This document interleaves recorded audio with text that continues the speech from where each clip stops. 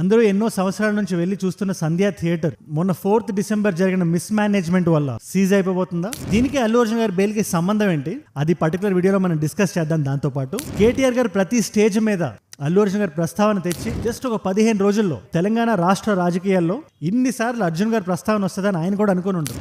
Actors team దగ్గర నుంచి కానీ ఇంటిమేషనే లేదు, అందువల్ల సరైన బందోబస్తు అక్కడ జరగలేదు. అన్లెస్ సంధ్యా థియేటర్ సేస్ దీనికి అర్జున్ గారికి సంబంధం లేదు అని, ఒకవేళ వాళ్ళది చెప్పకపోతే అల్లు అర్జున్ గారి బెయిల్ రద్దయ్యే అవకాశాలు ఉన్నాయి. ఇకపోతే పాయింట్ నెంబర్ 5, ఇది చాలా ఇంపార్టెంట్ పాయింట్, దీన్ని అండర్లైన్ చేసి పెట్టుకోవాలి. పాయింట్ నెంబర్ 7, డైరెక్ట్ గా ఇది అల్లు అర్జున్ గారి మీద allegation. Government of Telangana police department నుంచి సంధ్యా థియేటర్ కి ఒక షో కాస్ నోటీస్ వెళ్ళింది. అల్లు అర్జున్ గారికి రీసెంట్ గా ఒక 4 weeks బెయిల్ వచ్చింది ఈ సంధ్యా స్టాంపీడ్ కేసులో. ఈ షో కాస్ నోటీస్ ఏదైతే ఉందో అందులో సంధ్యా థియేటర్ ని ప్రస్తావించడంతో పాటు అర్జున్ గారిని కూడా ప్రస్తావించారు. అసలు ఈ షో కాస్ నోటీస్ అంటే ఏంటి అన్న డౌట్ మీకు రావచ్చు. It's very simple. మీ ఆర్గనైజేషన్ లో దాన్ని నడిపించే మీ విధానంలో దానివల్ల ఏదైతే రేవతి గారికి